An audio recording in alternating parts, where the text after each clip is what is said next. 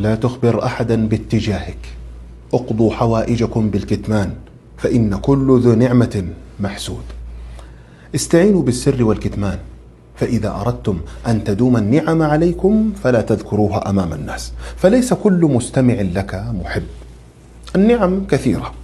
تأملوا قول الله تعالى: قال يا بني لا تقصص رؤياك على إخوتك فيكيدوا لك كيدا. حافظوا على أسراركم واتركوا التباهي. لا تخبروا الناس بكل شيء جميل تملكونه، ليس الجميع لديهم حسن النوايا.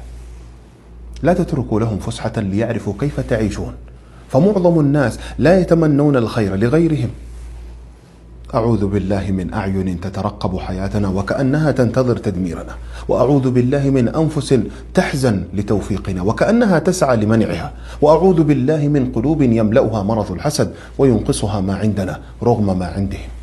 اللهم اكفنا إياهم، اللهم اكفنا شر خلقك وأشغلهم في أنفسهم يا رب العالمين. اللهم ابطل أثر كل عين أرهقت حياتنا، واكفنا شر العين والحسد.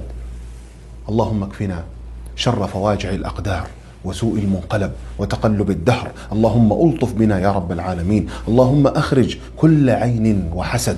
اللهم أصرف كل داء عن الروح والجسد. اللهم أخرج كل عين من حيث دخلت.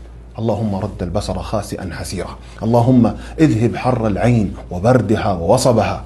اللهم ابطل تأثير العين والحسد. اللهم اخرج كل عين لامة. اللهم يا كاشف ضر أيوب من وجعه وألمه اكشف عنا عين الناظرين والحاسدين.